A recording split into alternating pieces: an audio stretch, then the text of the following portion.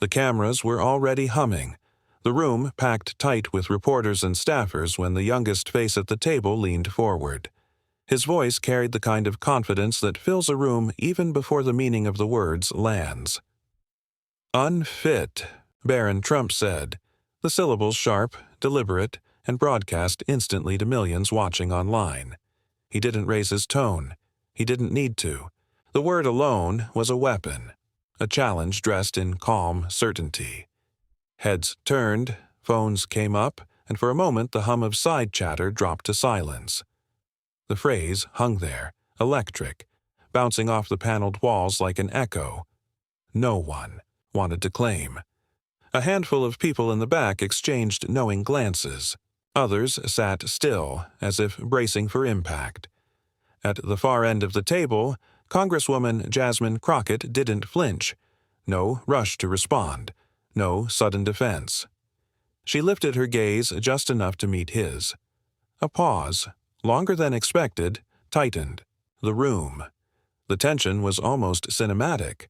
A young man carrying the weight of a family name and reputation on one side, and a lawmaker known for her sharp mind and unshakable calm on the other.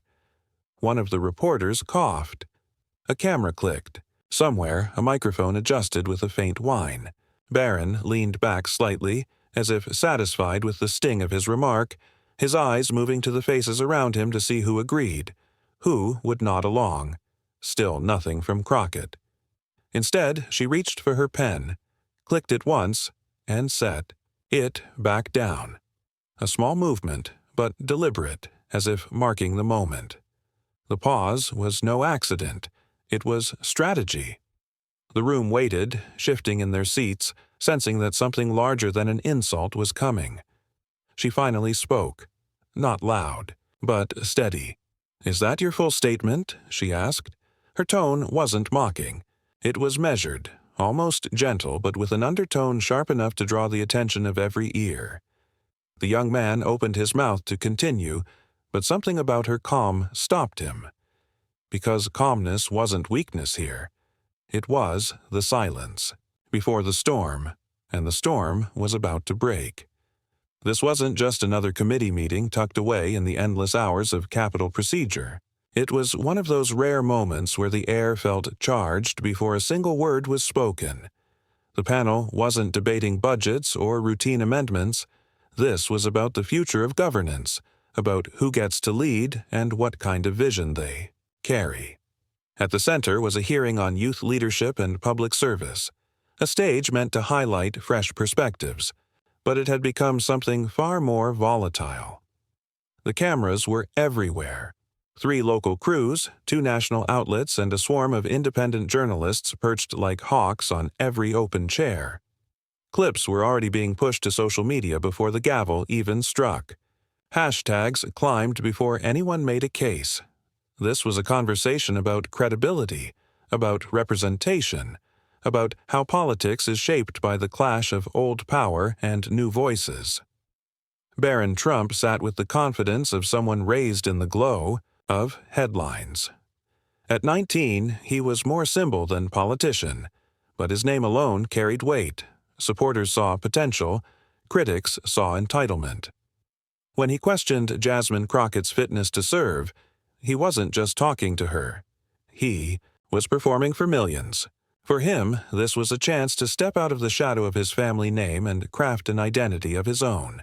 Sharp, fearless, unafraid to challenge. And Crockett? She knew the stakes better than anyone. Every word she spoke could be clipped, shared, and dissected. For her, this wasn't a sparring match. It was about protecting not only her own credibility but the ideals she carried with her. Service, equality, proof that leadership belongs to those who earn it, not those who inherit the spotlight. At that table, the power dynamic was unusual. One young man with a legacy of power behind him. One congresswoman with years of work, criticism, and victories under her belt. Both understood that every sentence could tilt the room, shift a narrative, spark an online storm. The audience didn't just see 2 people talking, they saw a cultural collision. Tweets flew before the first exchange ended. Did he really call? Her unfit? Watch Crockett's face. She's holding something back. The political corners of the internet were already alive, searching for context, replaying snippets.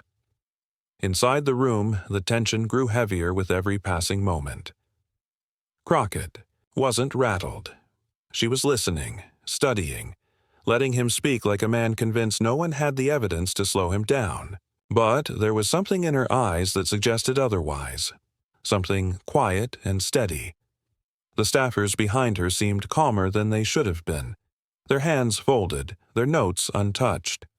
It was as if they knew she wasn't just there to answer questions, she was there to reset the conversation entirely. And so, as Barron Trump leaned into the microphone, confident that his statement would echo, few realized what was about to happen. Because she had come prepared.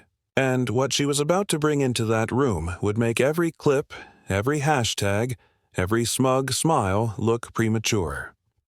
Long before his name landed on the panel's agenda, Barron Trump's story had been unfolding in the background of American politics like a quiet subplot to a much larger narrative.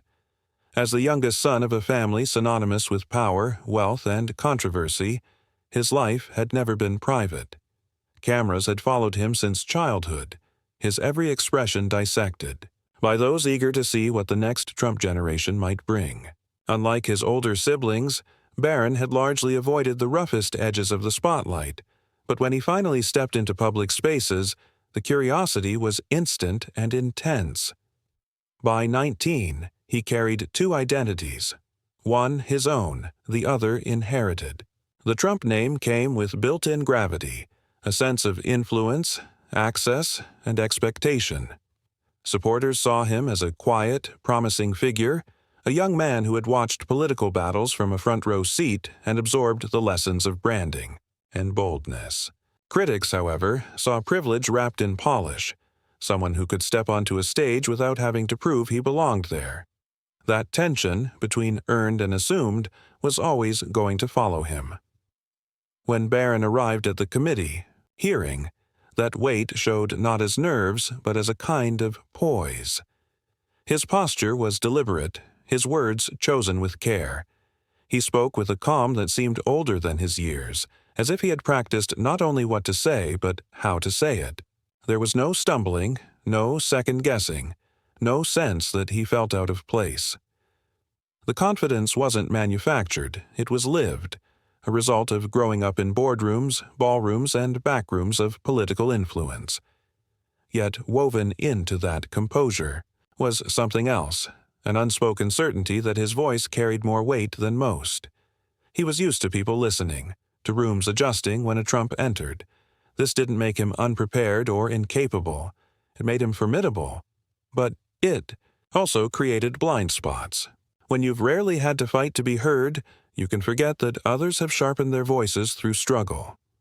This wasn't Barron's first time being outspoken.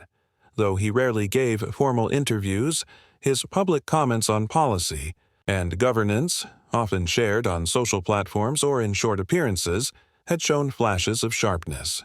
He wasn't reckless, but he wasn't shy about calling things as he saw them. Those moments revealed a streak of impatience with what he viewed as inefficiency or weakness, a trait inherited perhaps from years of watching his father spar with the opponents and the press. For some, that directness was refreshing. For others, it was arrogance in a younger package. But in this hearing, it gave him a certain edge. When he leaned toward the microphone and used the word unfit, it wasn't just a critique. It was a statement made with the kind of certainty that turns heads. He spoke not like a novice testing boundaries, but like someone convinced that his judgment carried authority. This is what made the moment fascinating. His charisma was real, undeniable even to those who disliked his politics. He had a knack for looking comfortable under scrutiny, a skill that takes others years to develop. But charisma can be a double-edged sword. It draws attention, but it can also create expectations too high to meet. The committee room became a stage for this dynamic. Barron Trump's words carried the weight of a family legacy, but lacked the seasoning of someone who had been tested in the trenches.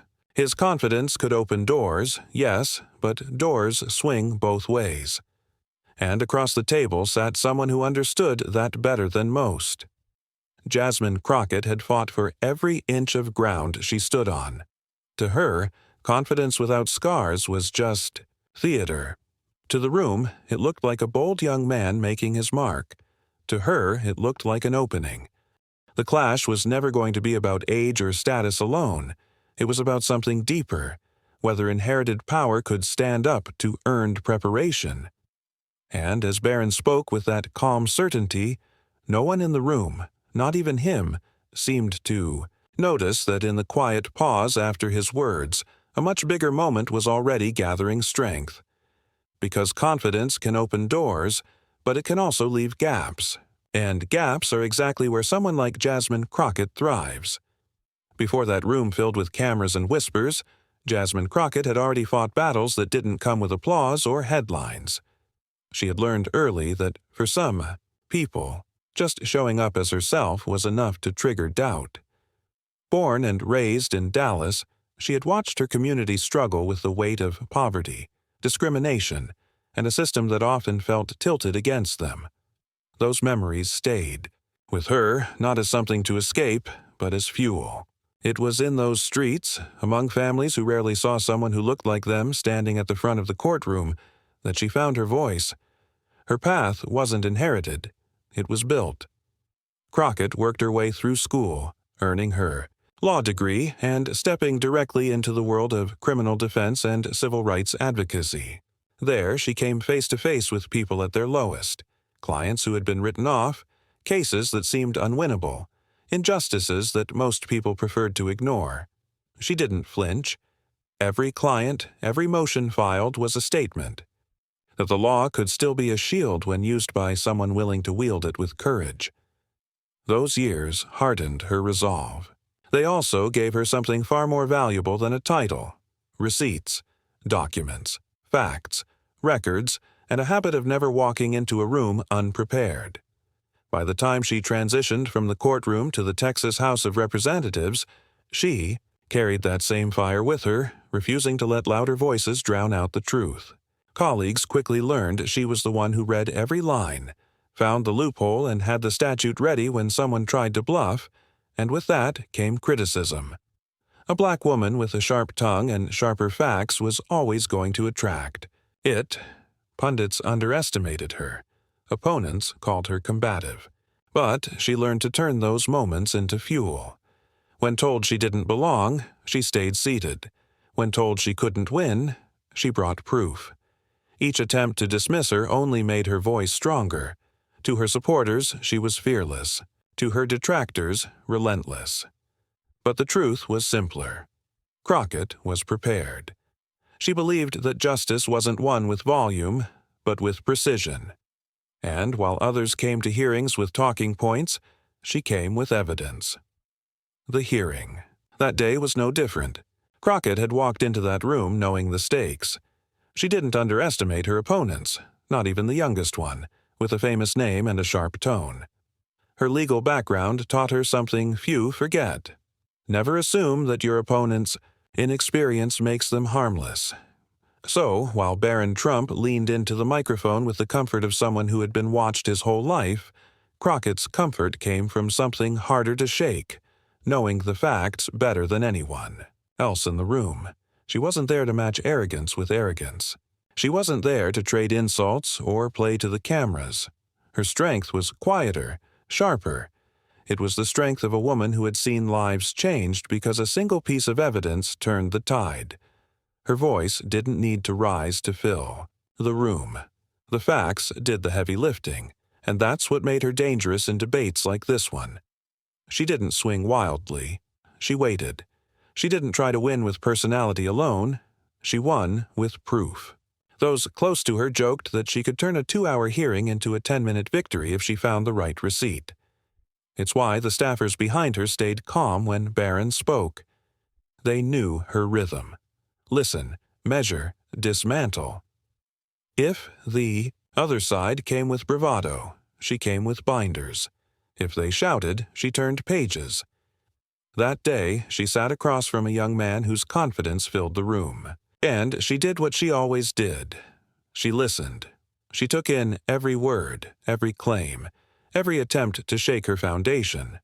Her pen barely moved, but her mind was already sorting, checking, aligning facts like puzzle pieces ready to snap into place. She didn't need to call out every exaggeration or misstep in real time. She didn't need to remind him who had years of legal training behind them. Instead, she waited for the moment when silence would matter most. Because Crockett didn't fight noise with noise. She fought it with receipts. And somewhere in her notes, she had one that would turn the room upside down. And as the hearing pressed forward, as Barron leaned back in his chair, certain he'd set the tone, there was something in her composure that hinted otherwise. A quiet certainty that when she finally decided to speak, the conversation would never be the same. The hearing had been simmering, but now it was beginning to boil. What started as a single sharp word was turning into a rhythm. Barron Trump leaned toward the microphone again, his tone measured but firmer than before, his youth sharpened by confidence that felt deliberate. "With all due respect," he said, though the words carried no softness, "these policies you defend, they're unrealistic. They sound good on paper, but in the real world they don't hold. And that's why I said earlier, unfit." The word returned like a thrown stone, sharper this time. Around the table, a few panelists shifted in their seats. A staffer's pen paused mid-note. The air in the room felt heavier, as if everyone sensed that something more than a polite exchange was unfolding. Jasmine Crockett didn't interrupt. She didn't rush to meet the jab with one of her own. Instead, she gave him the space he wanted, letting his voice fill the room. It was a technique she'd perfected years ago. Sometimes the most powerful move is to let your opponent keep talking. Barron's points came one after another, claims about fiscal limits, about priorities, about leadership. His delivery was calm, but the words were chosen to cut. He criticized the practicality of programs, questioned motives, even tossed in a phrase about performative politics. Each comment was another attempt to chip at her standing, to frame her as driven more by ideas than by grounded solutions. And still, Crockett stayed quiet. She didn't even lift her pen this time. She simply watched, her expression neither defensive nor dismissive, her calmness making every new criticism land with a strange echo. Some in the audience began to notice. The composure was deliberate. It wasn't retreat, it was readiness. The camera operators knew where to focus. The contrast made for powerful visuals. One speaker leaning forward, energized, his gestures crisp and firm, the other sitting still, a kind of stillness that pulled attention in its own way. That balance, youthful certainty clashing with seasoned calm, was magnetic. Viewers watching the live stream could sense it too. Comments and reactions were already rolling across screens. The panel chair tried to move things along, but Barron pressed again. "It's not about personality," he said. "It's about results. And frankly, some of these ideas belong in a seminar, not a governing body." A slight murmur swept through the back rows. Some smiled, others frowned. Crockett didn't move. She let the weight of his words settle, as if she wanted him to feel how loud the room had become without anyone else speaking. Finally, she leaned in, not to interrupt, but to make a note on the pad before her. It was a small gesture, but enough to shift attention back to her. Those who knew her style recognized it. She wrote when something important was said, and that meant she was filing it away.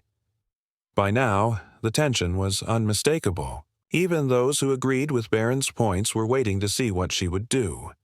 Her calm was unnerving precisely because it didn't look like surrender. It looked like something else entirely, like patience, like precision waiting for the right opening.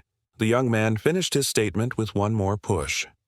"At some point, ambition has to meet reality, and I don't see that here." The silence afterward was brief, but it carried weight. And then Jasmine Crockett moved. Slow, deliberate, She reached toward the thick binder at her side. Her fingers rested on the cover for a moment, almost casual. But the room noticed, because if history had taught her colleagues anything, it was this. When Crockett reached for her binder, something was about to happen, and as the cameras tightened their focus, she flipped the cover open. The moment Barron Trump finished, the room still seemed to carry his words in the air, as though the echo of "ambition must meet reality" lingered on the walls. The panel chair began to shift toward the next agenda item, but Jasmine Crockett's hand was already on the binder. She moved with the kind of ease that only comes from being ready long before the moment arrives. "Mr. Chairman," she said, her voice steady, calm, but undeniably commanding. "I'd like to respond." The chair gave a small nod. All eyes turned back to her. Crockett flipped open the binder, the soft thud of paper somehow louder than expected. She wasn't shuffling or searching. She knew exactly where she was headed. The microphone caught the subtle sound of a tab being pulled, a page sliding free, and then she reached for the small government-issued tablet at her side. "This discussion is about leadership and accountability," she said, not looking at Barron yet, but speaking to the room, and leadership, as I've always said, is about more than sounding confident. It's about consistency. Her tone was even, but the rhythm of her words carried weight. She tapped the tablet once and the audio system came to life. A faint crackle, then a voice. Clear, unmistakable. It was Barron's. "This is from an interview given just 6 months ago," she said, now glancing his way. "A conversation about youth-led governance and resource allocation. Listen carefully." The voice filled the room, amplified just enough. "If you want to make real change, sometimes you have to start with bold ideas. Big goals aren't always realistic at first, but they inspire action, and that's how you lead." A quiet ripple moved through the panel. Heads tilted, eyes flicked toward Barron. It wasn't hostile. It was curiosity sharpened into interest. Crockett didn't pause the audio, letting it continue just long enough to make the point unavoidable. "Even when others doubt you, it's the ones who think beyond limits that get things done." Then she tapped the screen again, and the room fell silent. She didn't rush. She let the quiet do its work. And when she finally leaned toward her microphone, her voice carried the kind of calm that comes only when someone knows the ground beneath them is solid. "Those were your words," she said, "and I agree with them. Ambition does need to meet reality. But reality, Mr. Trump, also needs ambition. You once defended boldness. You once praised vision. So to call it unfit now, when the principles are the same, when the policies serve the same goal, suggests something else entirely. Maybe it's not about the ideas. Maybe it's about who's presenting them." The reaction was immediate but muted. No applause, no outburst, just the weight of 100 thoughts colliding at once. Barron shifted slightly in his seat, the expression on his face neutral but tighter than before. Crockett wasn't gloating. She didn't need to. Her strength was precision. She had taken his own language, the very rhythm of his earlier confidence, and turned it into a mirror. "This committee," she continued, now speaking to the panel, "isn't here to indulge sound bites. We are here to decide what moves communities forward. And I will stand on record, as I always have, with the facts, with the receipts. Policy is not weakened by youth, nor strengthened by legacy. It stands or falls on evidence. And the evidence says boldness has value. It says leadership is not about who you are, but what you do." Her eyes moved across the room, not lingering on him but making sure every member, every journalist, every aide heard it. The gravity of the moment wasn't in the drama. It was in the clarity. She had cut through the noise with a single act, playing the tape. The panel chair leaned back slightly, the corners of his mouth suggesting something between surprise and respect. Reporters were already scribbling faster. Someone in the audience whispered, and someone else hushed them. The cameras stayed locked in, capturing what was clearly the turn of the day. Barron spoke once more, his tone now slightly tempered. "I believe—" But Crockett gently lifted a hand, not to silence, but to reclaim the floor. "The record speaks for itself," she said, her words almost quiet, yet carrying farther than anything else that had been said. It was the kind of moment that doesn't need raising voices or slamming desks. It was a lesson in controlled strength, in how truth delivered without theatrics can feel like the sharpest blade. She closed the binder, the sound crisp, final. The cameras caught it, the microphones picked it up. That closing sound would play in highlight reels by evening. The chair cleared his throat, sensing the energy of the room. "Thank you, Congresswoman. Shall we proceed?" But no one moved right away. Even as the discussion shifted, the pulse of what had just happened lingered. Tweets were already forming. She brought receipts. Mic drop moment. Binder Titu bluster. And For the first time that day, the spotlight wasn't on the challenge thrown. It was on the calm, deliberate answer that turned the table. Crockett didn't glance at Barron again. She didn't need to. She had done what she always did. Fought noise with proof. And everyone in that room, whether they admitted it or not, understood the balance had shifted. By the time the committee hearing ended, the story had already escaped the four walls of the room. It didn't matter that the debate was about policy or governance. What mattered was the moment. The clip of Jasmine Crockett calmly pulling out a recording and letting Barron Trump's own words do the work hit the internet like a spark in dry grass. Reporters moved fast. Phones were out before the panel even recessed, thumbs flying across. Screens. Headlines began drafting themselves. Crockett counters Barron with Barron. Receipts on record.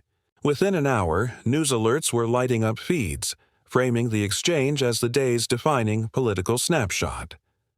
On social media, the reaction was instantaneous and electric. Progressive voices amplified the moment, calling it a master class in composure. The hashtags began to form. Ice receipts matter. Dr. Mike Drop. Dr. Crockett vs. Trump. Each one carried clips, quotes, and still images of Crockett at the microphone, calm and unshaken. Memes were born before the hearing notes could even be filed. Side-by-side screenshots of Barron speaking and Crockett pressing play, captioned, "Say it louder." But beyond the noise, something deeper was happening. Commentators, even those usually cautious with praise, pointed out the substance behind the style. This wasn't just a clapback, one analyst noted in a trending thread. It was a reminder that facts still matter, that preparation still matters. By evening, primetime political shows were running segments on the exchange, each replaying the short but devastating clip.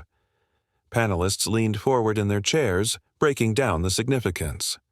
She didn't shout, she didn't insult, she let his own words carry the weight. That's strategy, not spectacle. Barron Trump, for his part, stayed quiet that day. His team declined immediate comment, a rare pause for someone known to push back quickly. That silence didn't go unnoticed. Political observers interpreted it as a moment to recalibrate. "It's not a loss," one sympathetic commentator offered, "but it's a lesson.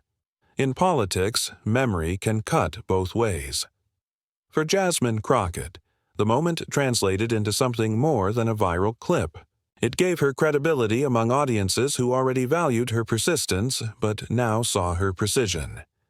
Editorials praised her composure, calling it a model for how to handle noise without adding to it. Activists shared the video not just as entertainment but as proof. Calm is not weakness. By the end of the week, the ripple effects had moved beyond social feeds. Her office reported an uptick in calls and messages of support. Invitations for interviews followed.